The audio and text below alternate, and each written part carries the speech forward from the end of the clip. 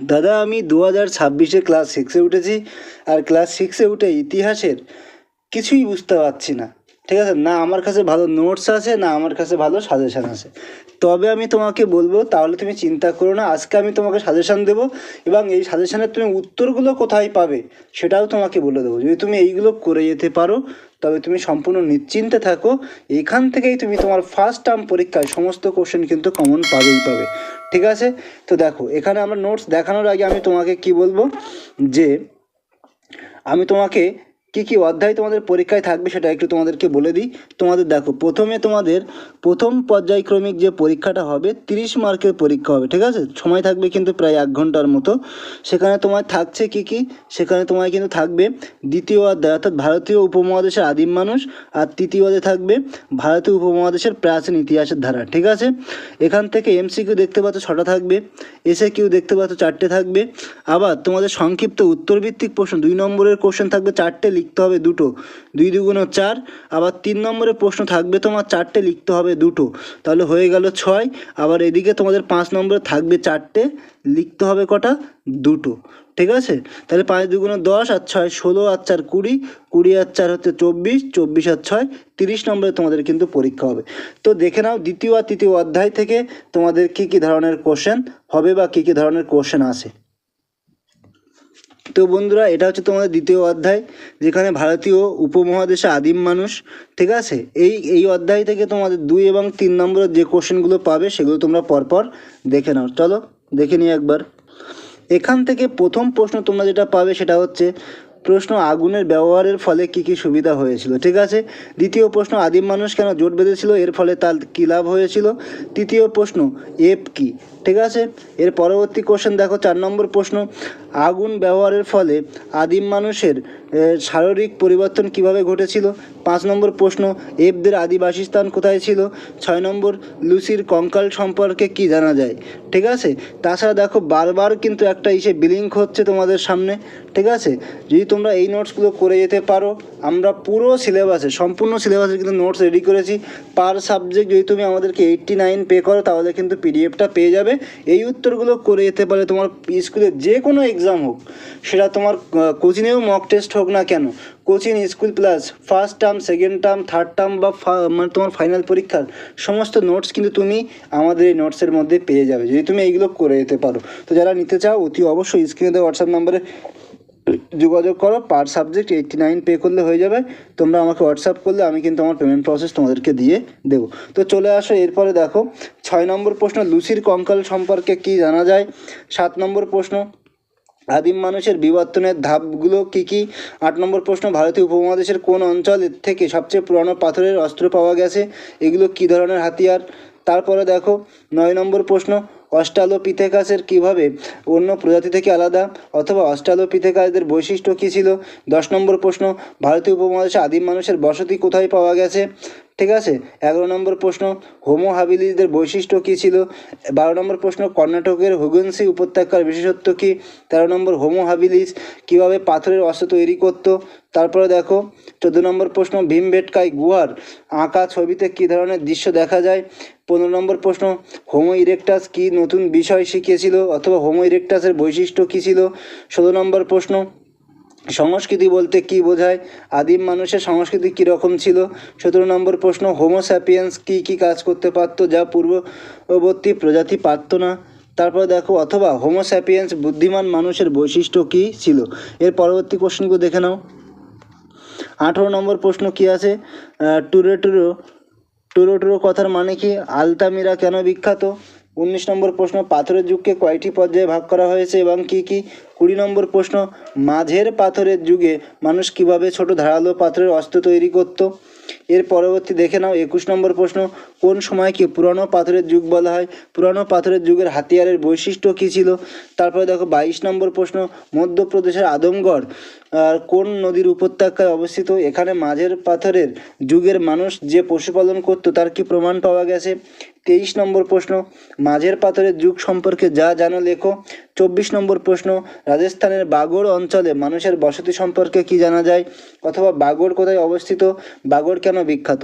25 নম্বর প্রশ্ন, নতুন পাথরের যুগ সম্পর্কে যা জানো লেখো। 26 নম্বর প্রশ্ন, আদিম মানুষ যাযাবর ছিল কেন? তারপরে দেখো 27 নম্বর প্রশ্ন, দাবানল কাকে বলে? 28 নম্বর প্রশ্ন, আলতামিরার গুহাগুলোর বিশেষ বৈশিষ্ট্য কি? 29 নম্বর প্রশ্ন, মানুষ প্রথম কিভাবে আগুনের ব্যবহার করতে শিখেছিল? যেগুলো স্টার মার্কস, সেগুলো মোস্ট ইম্পর্টেন্ট কোশ্চেন। তারপর দেখো ডাইনোসর সহ অনেক প্রাণী হারিয়ে গেলেও মানুষ আজও টিকে আছে কিভাবে? 31 নম্বর, হেমিনিট কি? 32 নম্বর, কৃষিকাজ শিখে মানুষ জীবনে কি পরিবর্তন আসে? 33 নম্বর প্রশ্ন, গুহা থেকে কিভাবে আদিম মানুষের কথা জানা যায়? 34 নম্বর প্রশ্ন, সংস্কৃতি ও সভ্যতা বলতে কি বোঝায়? অথবা সংস্কৃতি ও সভ্যতা কি আলাদা? এর পরবর্তী কোশ্চেনগুলো দেখে নাও। তো বন্ধুরা, একটু আগে আমরা 2 এবং 3 নম্বরের প্রশ্নগুলো দেখলাম, ঠিক আছে? যারা নোটস নিতে চাইছো দাদা, এই প্রশ্নগুলো তুমি দিচ্ছ, শুধু উত্তর কোথায়? উত্তরের পিডিএফও রেডি আছে, পার সাবজেক্ট 89 পে করলে হয়ে যাবে। এখানে দেখো প্রতিটি প্রশ্নের মান 5 থেকে আমরা কি করব। প্রথম প্রশ্ন, আদিম মানুষ জোট বেঁধেছিল কেন? জোট বাঁধার কি সুফল হয়েছিল বলে তোমার মনে হয়? 2 নম্বর প্রশ্ন, ভারতীয় উপমহাদেশে পুরানো পাথরের যুগের মানুষের জীবনযাত্রা সম্পর্কে কি জানা যায়? 3 নম্বর প্রশ্ন, পাথরের যুগকে কয়টি পর্যায়ে ভাগ করা হয়েছে এবং তাদের বৈশিষ্ট্য কি? 4 নম্বর প্রশ্ন, ভারতীয় উপমহাদেশের মাঝের পাথরের যুগের মানুষদের সম্পর্ক আলোচনা করো। 5 নম্বর প্রশ্ন, আদিম মানুষের জীবনযাত্রা কেমন ছিল? 6 নম্বর প্রশ্ন, পুরানো পাথরের যুগের মানুষ পাথরকে কিভাবে ব্যবহার করত? ঠিক আছে, তো এই যে 6টা তোমরা দেখতে পাচ্ছ 5 নম্বরের প্রশ্ন, এইগুলো করে গেলে কিন্তু 5 নম্বর কমন আসবে। 2 এবং 3 নম্বরের প্রশ্ন একটু বেশি করতে হবে, কেননা বিভিন্ন স্কুলের প্রশ্ন কিন্তু বিভিন্ন রকম হয়, তাই সেটাকে মাথায় রেখে আমরা তৈরি করেছি। যেগুলো যারা একেবারে সবটাই করতে পারবে না, যেগুলো মোস্ট ইম্পর্টেন্ট কোশ্চেন আছে, আমরা কিন্তু সেইগুলো অলরেডি স্টার মার্কসের সাহায্যে তোমাদের সামনে তুলে ধরলাম। কথা কি বোঝাতে পেরেছি? এরপরে দেখো তৃতীয় অধ্যায় থেকে।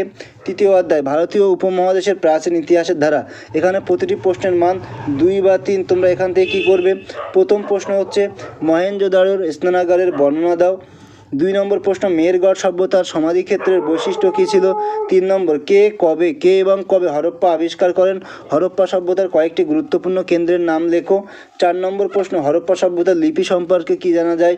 5 নম্বর প্রশ্ন, মেহেরগড় সভ্যতায় শস্য মজুদ রাখার পদ্ধতি সম্পর্কে তুমি কি জানো? 6 নম্বর প্রশ্ন, তামা পাথরের যুগ বলতে কী বোঝায়? 7 নম্বর প্রশ্ন, মেহেরগড় কোথায় অবস্থিত? কত খ্রিস্টাব্দে কে মেহেরগড় সভ্যতা আবিষ্কার করেন? 8 নম্বর প্রশ্ন, হরপ্পার সিটাডেল কি এবং এর গুরুত্ব কী ছিল? 9 নম্বর প্রশ্ন, মেহেরগড় সভ্যতার বৈশিষ্ট্য উল্লেখ করো। 10 নম্বর প্রশ্ন, হরপ্পা সভ্যতায় কী ধরনের বাড়িঘর পাওয়া গেছে? সেগুলিতে কারা থাকতেন বলে মনে হয়? পরবর্তী প্রশ্নগুলো দেখে নাও। 11 নম্বর প্রশ্ন, মেহেরগড় সভ্যতায় কৃষিকাজের উন্নয়ন কিভাবে ঘটেছিল? হরপ্পা সভ্যতার নগরগুলিতে কাদের বসবাস ছিল? মেহেরগড়ের সবচেয়ে পুরানো পর্যায়ের কী যন্ত্রপাতি পাওয়া গেছে? 14 নম্বর প্রশ্ন, সিন্ধু সভ্যতাকে কেন হরপ্পা সভ্যতা বলা হয়? হরপ্পা সভ্যতায় মৃতদেহ সমাধি দেওয়ার পদ্ধতি কী ছিল? তারপর দেখো 16 নম্বর প্রশ্ন, হরপ্পা সভ্যতার নগর পরিকল্পনার বৈশিষ্ট্যগুলো কী? 17 নম্বর প্রশ্ন, হরপ্পা সভ্যতার জল নিকাশি ব্যবস্থা সম্পর্কে লেখো। 18 নম্বর প্রশ্ন, হরপ্পা সভ্যতা কতদূর পর্যন্ত ছড়িয়ে পড়েছিল? 19 নম্বর প্রশ্ন, হরপ্পা সভ্যতার কৃষি সম্পর্কে কি জানা যায়? 20 নম্বর প্রশ্ন, হরপ্পা সভ্যতার নগরের অধিবাসীরা কোন গ্রামের উপর নির্ভর করত? 21 নম্বর প্রশ্ন, হরপ্পা সভ্যতাকে তামা ও ব্রোঞ্জ যুগের সভ্যতা বলা হয় কেন? 22 নম্বর প্রশ্ন, হরপ্পা সভ্যতায় শস্য মজুদ রাখার জন্য কী ব্যবস্থা ছিল? 23 নম্বর প্রশ্ন, হরপ্পা সভ্যতার পশুপালন ও পশুর ব্যবহার সম্পর্কে আলোচনা করো। 24 নম্বর প্রশ্ন, হরপ্পা সভ্যতাকে প্রায় ঐতিহাসিক যুগের সভ্যতা বলা হয় কেন? 25 নম্বর, হরপ্পা সভ্যতায় কারিগরি শিল্পের প্রধান উপাদানগুলো কী ছিল? 26 নম্বর প্রশ্ন, সিন্ধু নদের তীরে হরপ্পা সভ্যতার শহরগুলি কেন গড়ে উঠেছিল বলে তোমার মনে হয়? এইগুলো ইম্পর্টেন্ট কোশ্চেন। 27 নম্বর, মেসোপটেমিয়ার সঙ্গে হরপ্পা সভ্যতার কী ধরনের বাণিজ্যিক সম্পর্ক ছিল? 28 নম্বর প্রশ্ন, হরপ্পা সিলমোহরগুলিতে কী ধরনের প্রতীক পাওয়া গেছে? 29 নম্বর প্রশ্ন, মানুষের মধ্যে কীভাবে নিয়মের শাসন চালু হয়েছিল? 30 নম্বর প্রশ্ন, হরপ্পা সভ্যতায় গয়না ও পোশাক তৈরির উপকরণ কী কী ছিল? তো এইগুলো মোটামুটি করে গেলে হয়ে যাবে। স্টার মার্কসগুলো খুব ভালো করে করবে, ঠিক আছে? তো বন্ধুরা, চলো এবার বাকি প্রশ্নগুলো আমরা দেখে নিই। এখানে 31 নম্বর প্রশ্ন, সভ্যতার প্রধান বৈশিষ্ট্যগুলো কী কী? হরপ্পা সিলমোহর দুটিতে কোন কোন পশুর ছাপ দেখতে পাওয়া যাচ্ছে? পাথরের যুগের মানুষ কীভাবে খাদ্য সংগ্রহ থেকে কৃষিকাজে রূপান্তরিত হয়েছিল? হরপ্পা সভ্যতায় সিলমোহরগুলোর ভূমিকা কী ছিল? মানুষের মধ্যে জমির জন্য লড়াই শুরু হয়েছিল কেন? হরপ্পা সভ্যতার পতনের কারণগুলো কী ছিল? হরপ্পা সভ্যতার শাসক কে ছিলেন তার সম্পর্কে কী জানো? প্রাচীন ভারতের ইতিহাস কেন গুরুত্বপূর্ণ? হরপ্পা সভ্যতার স্থলপথ ও জলপথ বাণিজ্য কীভাবে পরিচালিত হতো? বারবার বলছি, স্টার মার্কস দেওয়া কোশ্চেনগুলো কোনো মতেই স্কিপ করা যাবে না। You must have to do that the all star marks question. Clear? So now next move on that 5 marks question. সো 5 মার্কস কোশ্চেন এখানে আমরা কী কী দেখব? মেহেরগড় সভ্যতা ধ্বংসের কারণ আলোচনা করো। 2 হরপ্পাবাসীর অর্থনৈতিক জীবনের পরিচয় দাও। 3 হরপ্পা সভ্যতার নগর পরিকল্পনা কীরকম ছিল? হরপ্পা সভ্যতার মানুষ সচেতন, স্বাস্থ্য সচেতন ও পরিবেশ সচেতন ছিল, মন্তব্যটি যুক্তি দিয়ে আলোচনা করো। আর হচ্ছে কি 5 নম্বর প্রশ্ন, হরপ্পা সভ্যতার ব্যবসা বাণিজ্য কেমন ছিল? তো বন্ধুরা, এই কোশ্চেনগুলো খুব ভালো করে যাবে। আশা করি তোমরা কিন্তু এখান থেকেই যে কোনো স্কুল থেকে তুমি পরীক্ষা দিচ্ছ না কেন, তুমি কিন্তু প্রশ্ন কমন পাবে, ঠিক আছে? তো যারা টিউশন টিচার দেখছেন, আমি বলতে চাই আপনারা একটু ধৈর্য ধরুন। আরও কী কী সাবজেক্ট আমরা রেডি করেছি সেটা একটু একবার দেখতে থাকুন। তো দেখো, এছাড়া আমরা আরও কী কী রেডি করেছি: সপ্তম শ্রেণীর ইতিহাস, ভূগোল, অষ্টম শ্রেণীর ইতিহাস, ভূগোল, আবার পরিবেশ ও বিজ্ঞান কিন্তু আমরা মোটামুটি রেডি করেছি, ঠিক আছে? এছাড়া ষষ্ঠ শ্রেণীর তোমরা আরও কী কী পাবে দেখো, ষষ্ঠ শ্রেণীর কিন্তু আমরা ইতিহাস, ভূগোল রেডি করেছি। নবম শ্রেণীর কী কী পাবে? বাংলা, ইতিহাস, ভূগোল, জীবনবিজ্ঞান। যে সমস্ত টিউশন টিচাররা সময়ের অভাবে নোটস তৈরি করতে পারছেন না, আমি আপনাদেরকে বলবো আমাদের সমস্ত ডেমোর লিঙ্ক আমরা আপনাদেরকে দিয়ে দিচ্ছি ডেসক্রিপশন বক্সে, বা আপনি হোয়াটসঅ্যাপ করুন, হোয়াটসঅ্যাপের মাধ্যমে সমস্ত ডেমোর লিঙ্ক দেখুন। যদি আপনার ভালো লাগে অতি অবশ্যই আপনি পারচেস করতে পারবেন। ক্লাস 6 to 9 বা 10 অবধি যে সাবজেক্টগুলো আছে, পার সাবজেক্ট আপনাকে 89 পে করতে হবে। কত বললাম? পার সাবজেক্ট 89 পে করলে কিন্তু পিডিএফগুলো পেয়ে যাবেন। এখানে হোল সিলেবাস মেনশন করা আছে সমস্ত পরীক্ষার জন্য, ঠিক আছে? এছাড়াও যে সমস্ত টিউশন টিচাররা ক্লাস 11-12 নোটস খুঁজছেন, এখানে দেখুন আমরা first term, second term, third এবং ফোর্থ, ঠিক আছে, 12টা করে আর্টস গ্রুপের সাবজেক্ট রেডি করেছি। এক্সপার্ট টিচার দিয়ে যদি আপনাদের প্রয়োজন হয়, অতি অবশ্যই আপনারা কিন্তু এই নোটসগুলো নিয়ে পড়াতে পারেন। তো বন্ধুরা, ভিডিও আর বেশি দীর্ঘায়িত করব না। যদি ভিডিওটি ভালো লাগে অবশ্যই একটা লাইক করবে, কমেন্ট করবে, শেয়ার করে দিও বন্ধুদের সাথে। আর যদি তুমি আমার চ্যানেলে নতুন হয়ে থাকো, অতি অবশ্যই চ্যানেলটিকে সাবস্ক্রাইব করে দিও। তো আজকের ভিডিও এই পর্যন্ত। দেখা হচ্ছে এরকম কোনো একটা ইম্পর্টেন্ট ভিডিওতে। ততক্ষণে সবাই খুব ভালো থাকবে। সবাইকে অনেক ধন্যবাদ।